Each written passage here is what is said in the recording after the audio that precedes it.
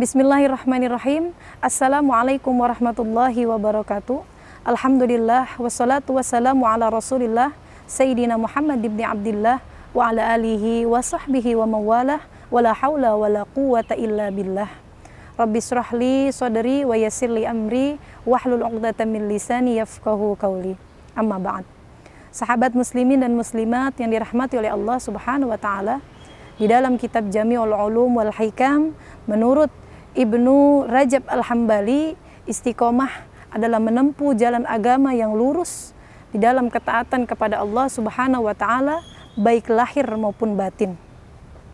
Di dalam kitab hadis Arba'in An-Nawawi juga dikatakan bahwa ada seorang sahabat yang menghadap kepada Nabi kemudian mengatakan, "Quli fil islami qaulan la as'alu anhu ahadan ghairak." Katakanlah kepadaku tentang Islam yang dengan hal itu tidak akan saya tanyakan lagi kepada orang lain. Faqala Nabi, lalu Rasulullah sallallahu alaihi wasallam menjawab, "Qul amantu billahi summastaqim." Katakanlah bahwa aku beriman kepada Allah Subhanahu wa taala, kemudian istiqomah.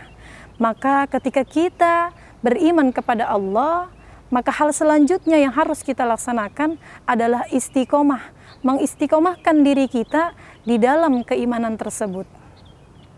Lalu bagaimana kunci-kunci agar kita senantiasa bisa istiqomah dalam melaksanakan amalan-amalan ibadah yang dicintai oleh Allah Subhanahu wa taala? Maka perlu kita hadirkan keutamaan dari istiqomah tersebut. Di antara keutamaan tersebut terdapat dalam Quran surat Fussilat ayat 30. A'udzu billahi minasyaitonir rajim. Bismillahirrahmanirrahim. Innalladzina qalu rabbunallah summa istaqamu tatanazzalu alaihimul malaikatu alla takhafu wa la tahzanu wa abshiru bil jannah allati kuntum tu'adun. Maka kata Allah, seorang yang beriman kepada Allah kemudian senantiasa beristiqomah, maka Allah akan janjikan surga baginya. Bahkan dalam ayat ini Allah hadirkan kisah tentang seorang wanita yang mengistiqomahkan keimanannya. Dia adalah Sumayyah, adalah seorang yang memeluk agama Islam, mengikuti ajaran Nabi Muhammad SAW. Lalu orang-orang kafir senantiasa menyiksa agar Sumayyah dan keluarganya mau meninggalkan agama yang telah diajarkan atau dipercayai oleh Sumayyah.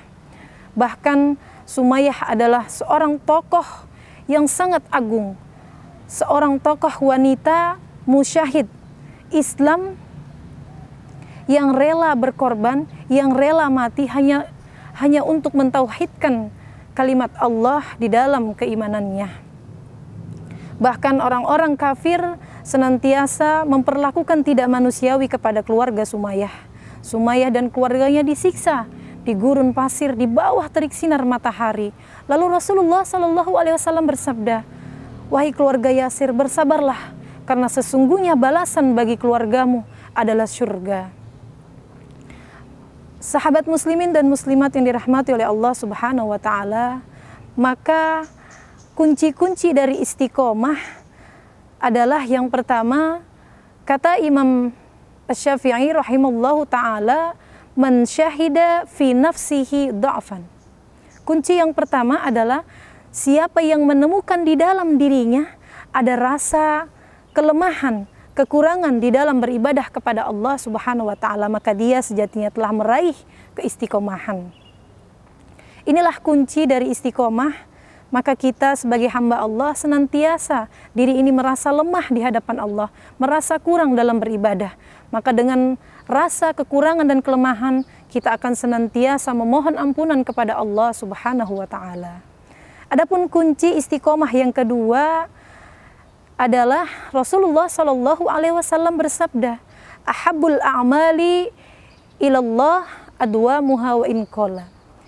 Kata Rasulullah, amalan yang paling dicintai oleh Allah adalah amalan yang terus-menerus dikerjakan, bahkan menjadi rutinitas keseharian kita, meskipun nilainya hanya sedikit ataupun kecil. Itu lebih dicintai oleh Allah Subhanahu wa taala. Bahkan menurut Imam An-Nawawi dikatakan, amalan yang sedikit namun terus-menerus kita kerjakan itu lebih baik nilainya dibandingkan dengan amalan yang banyak namun hanya sesekali kita kerjakan. Maka di bulan suci Ramadan ini adalah momentum yang sangat tepat untuk kita beribadah kepada Allah Subhanahu wa taala.